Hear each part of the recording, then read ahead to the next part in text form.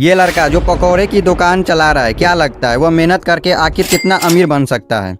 शायद ये आगे चलकर एक बड़ा सा रेस्टोरेंट खोल ले, या हो सकता है कि कुछ पैसे कमाकर एक बड़ा 2 मंजिला बना ले। इससे ज्यादा क्या ही कर लेगा, है ना? आप भी शायद यही सोच रहे होंगे। लेकिन दोस्तों, यही वो लड़का है जो आगे चलकर पूरे भारत का सबसे अमीर आदमी बना। नाम है धीरूभाई अंबानी। तो आखिर कैसे एक पकौड़े बेचने वाले इस गरीब लड़के ने 75,000 करोड़ की टर्नओवर वाली कंपनी बनाई? आज के इस वीडियो में हम इन डेप्थ स्टोरी को जानने वाले हैं। तो दोस्तों, इस कहानी की शुरुआत होती है 28 दिसंबर 1932 से, जब गुजरात के चोरवा गाँव में एक मिडिल क्लास फैमिली में धीरज लाल हीरालाल अंबानी का जन्म हुआ था। और यही साधारण सा दिखने वाला लड़का आगे चलकर धीरूभाई अंबानी के नाम से फेमस हुआ। इनके पिता हीराचंद गोवर्धन भाई अंबानी गांव के ही स्कूल में बच्चों को पढ़ाने का काम करते थे। और कुछ इसी तरह से जब धीरूभाई अंबानी 5 साल के हुए, तब उनका एडमिशन बहादुर खान जी स्कूल में करवा दिया गया। हालांकि धीरूभाई अंबानी को पढ़ाई लिखाई में कोई खास लगाव नहीं था, फिर भी पिता के डर से न चाहते हुए उन्हें स्कूल जाना पड़ता था, क्योंकि हीराचंद जी के कुल 5 बच्चे थे। और जैसे जैसे वे बड़े हो रहे थे, उन्हें स्कूल की सैलरी से घर चलाने में काफी प्रॉब्लम होने लगी थी। और दोस्तों, इसी गरीबी और तंगहाली से ही परेशान होकर एक दिन धीरूभाई अंबानी ने फैसला किया कि अब वह पढ़ाई छोड़कर कोई काम करेंगे। वैसे तो बेटे के फैसले से ही हीराचंद काफी नाराज हुए और उन्हें वापस स्कूल भेजने की कोशिश में लग गए। लेकिन धीरूभाई अंबानी के जीत के सामने उन्होंने भी हार मान ली। अब दोस्तों, यहाँ धीरूभाई काम तो करना चाहते थे, लेकिन आखिर करे तो करे क्या, ये समझ नहीं आ रहा था। और इसी तरह से काम की तलाश में वह इधर उधर घूमते रहे। और फिर इस टाइम पर वह अपने गांव में एक मंदिर पहुंच गए। उन्होंने देखा कि अक्सर सुनसान रहने वाले मंदिर में आज बहुत भीड़ लगी हुई थी। जब पता किया तो मालूम पड़ा कि यह भीड़ हर साल फरवरी के महीने में किसी प्राचीन मान्यता के वजह से लगती है। अब इतनी बड़ी संख्या में श्रद्धालुओं को देखकर धीरूभाई ने सोचा कि यहाँ खड़े खड़े इन लोगों को भूख तो लगती होगी, क्यों न इस मौके का फायदा उठाकर यहाँ पकौड़े बेचे जाए। और फिर उसने पैसे इकट्ठे करके ठेला खरीदा और मंदिर के पास ही पकौड़े बेचने लगे। अब दोस्तों, इस धंधे में उन्हें शुरुआत में तो बहुत प्रॉफिट हुआ, लेकिन कुछ समय के बाद जब श्रद्धालुओं की संख्या कम होने लगी, तो फिर उनकी आमदनी भी लगभग ना के बराबर रह गई। ऐसे में उन्हें लगा कि अब यहाँ पर समय बर्बाद करने से कोई फायदा नहीं है। इसलिए उन्होंने अपना ठेला बेच दिया और सारे पैसे को बैंक में जमा कर दिया। आगे चलकर वो फिर से किसी काम की तलाश में लग गए। और फिर उस दौरान उन्होंने देखा कि बहुत सारे लोग यमन में काम करने के लिए जा रहे थे, और आज से पहले जो भी वहाँ पर गए थे उनकी फाइनेंशियल कंडीशन काफी बेटर हो गई थी। लेकिन इसके पीछे की वजह क्या थी, इसका जवाब ढूंढने पर धीरूभाई अंबानी को पता चला कि यमन में इंडिया से कई गुना ज्यादा पैसे बनता है। इसलिए धीरूभाई अंबानी 1950 के दौरान महज 17 साल की उम्र में ही अपने बड़े भाई रमनिक लाल के पास यमन में चले गए। वहां पहुंचने के बाद से रमनिक लाल ने ABBESE एक कंपनी के पेट्रोल पंप पर धीरूभाई अंबानी को काम दिला दिया, और यहाँ काम करते हुए उनकी सैलरी हर महीने 300 रुपए थी। अब दोस्तों, इस पेट्रोल पंप पर काम करते टाइम धीरूभाई अंबानी लोगों को कोई अलग अलग प्रमोशनल में से इनकरेज करते थे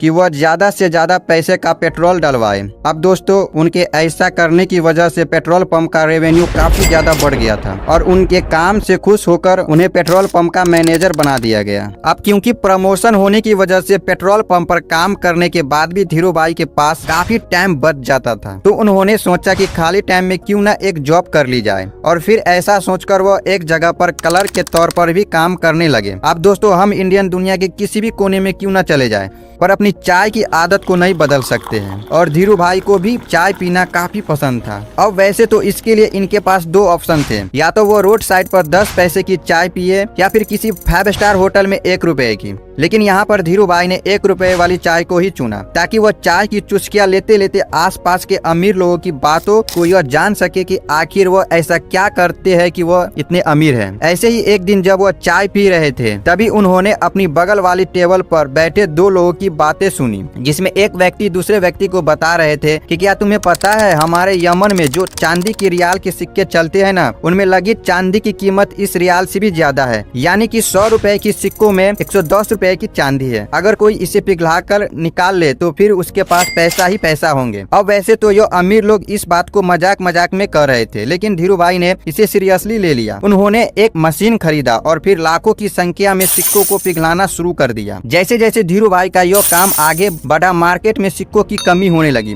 और गवर्नमेंट भी इस बात से परेशान थी कि आखिर यह सिक्के जा कहाँ रहा है। और दोस्तों जब गवर्नमेंट ने इस बात की जांच के लिए इन्वेस्टिगेशन टीम बनाई तब धीरूभाई अंबानी का नाम सामने आया। हालांकि जब तक पुलिस उसके ठिकाने पर पहुंचती धीरूभाई सारे पैसे इकट्ठा करके वहां से इंडिया निकल चुकी थी। यह साल था 1958 का जब धीरूभाई ने वापस अपने घर पहुंचे और जब उनके पिता ने यह सुना कि वह नौकरी छोड़कर आए हैं तो वह काफी ज्यादा नाराज हुए। रिश्तेदारों ने भी काफी ज्यादा नाराज हुए, लेकिन फिर भी उन्होंने किसी की बातों पर ध्यान नहीं दिया और फिर कुछ समय गांव में बिताने के बाद अपना बिजनेस स्टार्ट करने के लिए मुंबई चले गए। 1958 में ही उन्होंने 50,000 की पूंजी के साथ रिलायंस कमर्शियल कॉरपोरेशन नाम से ऑफिस खोला और मसोला का व्यापार करने लगे। कुछ समय के बाद उसे पता चला कि मसोले के व्यापार के अलावा सूप के व्यापार किया जाए तो ज्यादा फायदा होगा, लेकिन प्रॉब्लम ये थी कि उसके पास व्यापार के लिए पर्याप्त पैसे नहीं थे। इसलिए उन्होंने अपने कजन चंपकलाल दमानी के साथ मिलकर व्यापार करने का सोचा, जो पहले उन्हें के साथ दबन में रह रहे थे। लेकिन जब उन्होंने इंडस्ट्री में एंट्री की तब उन्हें पता चला कि यहाँ पर व्यापारियों ने एक यूनियन बना रखा है और वह सभी मिलकर किसी भी नए व्यापारियों को इस इंडस्ट्री में इंटर नहीं होने देते हैं। और अगर किसी को एंटर करना भी है तो उससे पहले यूनियन के लीडर से परमिशन लेनी पड़ती है।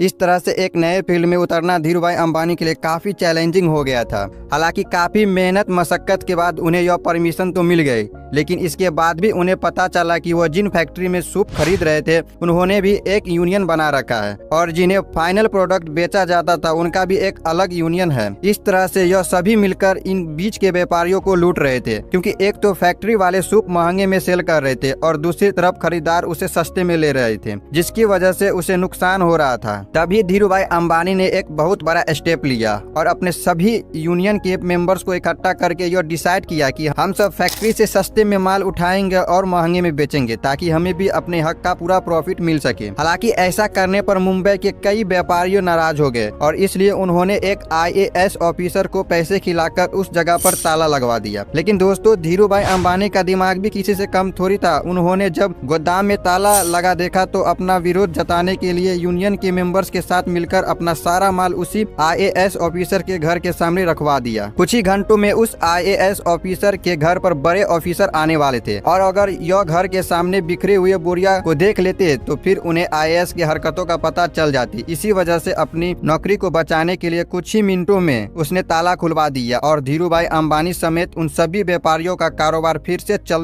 पड़ा। अब दोस्तों इसके कुछ साल बाद तक तो सब कुछ सही चल रहा था, लेकिन फिर चंपकलाल दमानी और धीरूभाई अंबानी के बीच में डिस्प्यूट होने लगी। असल में दोनों का बिजनेस माइंडसेट बहुत ज्यादा अलग अलग था, इसलिए 1965 में चंपकलाल दमानी ने पार्टनरशिप खत्म करने की सोची और फिर अलग हो गए। 1966 में धीरूभाई अंबानी ने गुजरात के नरोदा में टेक्सटाइल मिल शुरू की और फिर यहाँ से उन्होंने कभी भी पीछे मुड़कर नहीं देखा। उसी दौरान सरकार रिप्लेसमेंट लाइसेंस लेकर आए, जिसके तहत व्यापारी बाहर के देशों से सस्ते फैब्रिक मंगा सकते थे, लेकिन शर्त यह थी कि उसे कुछ नया बनाकर वापस से दूसरे देश में एक्सपोर्ट करना होगा। यहाँ पर धीरूभाई ने चालाकी दिखाते हुए अपनी सारी सेविंग्स विदेशी फैब्रिक खरीद लिया और फिर उसे तरह तरह के आउटफिट्स जैसे कि टी शर्ट, शॉल और शर्ट्स बनाने लगे। इस नए कारोबार के लिए ब्रांड नेम रखा गया था विमल, जो कि उनके बड़े भाई रमनिक लाल अंबानी के बेटे विमल अंबानी के नाम पर रखा था। अब मशीनें लग चुकी थी, कपड़े का प्रोडक्शन भी भारी मात्रा में कर लिया गया था, लेकिन उन्हें बाजार में उतरने से रोकने के लिए दूसरे टेक्सटाइल मालिकों ने एक चाल चली। एक्चुअली में उन्होंने अपने सभी रिटेलर से यह कह दिया था कि अगर धीरूभाई अंबानी से आपने माल खरीदा तो फिर वह उन्हें आगे से माल नहीं देंगे। लेकिन दोस्तों दूसरे टेक्सटाइल मालिकों की यह साजिश भी धीरूभाई अंबानी को रोक नहीं सकी। धीरूभाई ने पूरे देश में घूमे और रिटेलर्स को यह भरोसा दिलाया कि वह माल उन्हीं से ही खरीदे। उन्हें सभी रिटेलर से यह वादा किया कि अगर नुकसान हुआ तो उनके पास आना और अगर मुनाफा हुआ तो अपने पास रख लेना। धीरूभाई की यह बात थोक व्यापारियों को भा गई और उन्होंने उनसे जमकर कपड़े की खरीदारी की। अब चूंकि पॉलिस्टर की क्वालिटी मार्केट में मौजूद बाकी ब्रांड्स के मुकाबले बहुत ही बढ़िया थी, इसलिए विमल के कपड़े की डिमांड बहुत तेजी से बढ़ने लगी। अब दोस्तों एक मौका तो ऐसा भी आया जब एक ही दिन में देश भर में विमल के 100 शोरूम का उद्घाटन किया गया और विमल उस जमाने का नंबर 1 पॉलिस्टर ब्रांड बन गया। इसके अलावा साथ ही विमल देश सहित विदेशों में भी अपनी अच्छी पहचान बनाने में कामयाब हो गया। इस एरिया में मिली सफलता के बाद धीरूभाई ने धीरे धीरे कई और भी दूसरी सेक्टर्स में अपने बिजनेस को एक्सपेंड करना शुरू कर दिया। 8 मई 1973 को कंपनी रिलायंस कमर्शियल कॉरपोरेशन से बदलकर रिलायंस टेक्सटाइल इंडस्ट्रीज रख दिया और 1970-76 के बीच इसका एनुअल टर्नओवर 70 करोड़ हो गया। अब दोस्तों 1978 में जब धीरूभाई अंबानी ने आजाद भारत का पहला IPO लाने का विचार किया और फिर अपनी कंपनी को बॉम्बे और अहमदाबाद स्टॉक एक्सचेंज पर लिस्ट कर दिया। 100 रुपए शेयर प्राइस पर 2.8 मिलियन इक्विटी शेयर्स का IPO पेश किया गया, जिस पर इन्वेस्टर्स ने जमकर भरोसा जताया और 58,000 इन्वेस्टर्स ने इसमें इन्वेस्ट किया था। इस स्टॉक से लोगों ने भरपूर प्रॉफिट कमाया और यह इतना पॉपुलर हो गया कि जब 1986 में कंपनी की एनुअल शेयर होल्डर मीटिंग रखी गई तो फिर उस टाइम पर 300 शेयर होल्डर्स ने उसमें शामिल हुए, जो कि इंडियन कॉर्पोरेट हिस्ट्री में एक रिकॉर्ड बन गया था। 1980 में धीरूभाई अंबानी ने महाराष्ट्र के पातालगंगा में पॉलिस्टर फाइबर धागों का कारखाना खोला और काफी कोशिश के बाद तेल के उत्पादन के